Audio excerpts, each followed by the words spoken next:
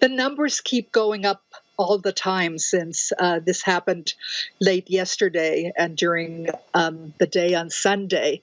The latest figures that we have is somewhere around 66 people have died, but rescue workers keep finding more people.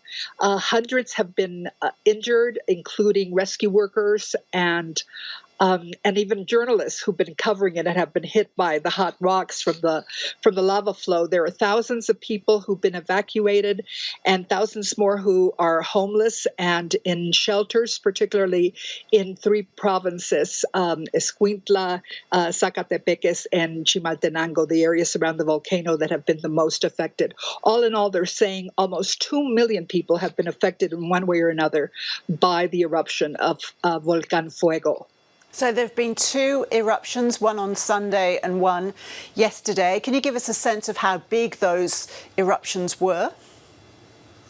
Well, here in Guatemala, we are used to natural disasters, right? Landslides and earthquakes. And, there are 27 volcanoes in the country, 3 of which are active. And so Fuego shoots up a big spew of lava sometimes and a lot of smoke all the time. But what happened yesterday, it looked like, I was thinking here, as the skies got dark and as the lava was raining on us, as the ash in our area, we got a lot of an ash storm that felt hot to the touch when it hit you, right?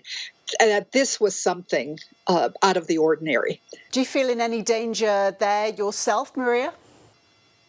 I think in our area, it's the health issues for people with bronchial conditions or any other conditions when we go out. So I've tried not to go out often today, but certainly this is nowhere near the kind of tragedy that has hit villages in the province of Escuintla, especially one village called El Rodeo.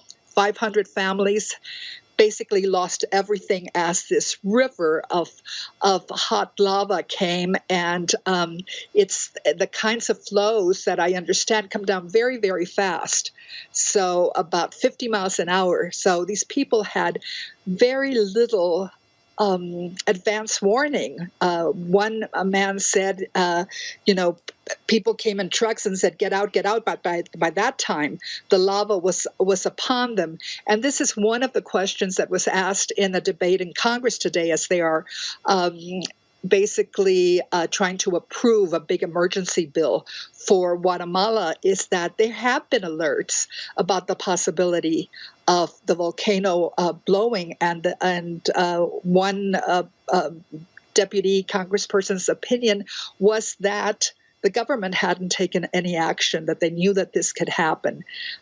So that's a question that needs to be answered, certainly for this tragedy, and because Guatemala is so vulnerable to natural disasters, the question of preparedness. And in terms of helping people who have been affected by these eruptions now, you mentioned that rescue workers were among those who have been killed in the latest eruptions. What are the dangers of going into these areas where people clearly do need help? Yes, it's very dangerous. You can see that with the first responders who are working there, journalists, rescue workers, that they've had to stop their work, and actually in some areas where the lava flow got too hot for them to go in, basically the rescue worker had to the rescue work had to stop. So yes, it's dangerous to be in those areas that are very vulnerable to the volcano, and it's dangerous to be a first responder in this situation.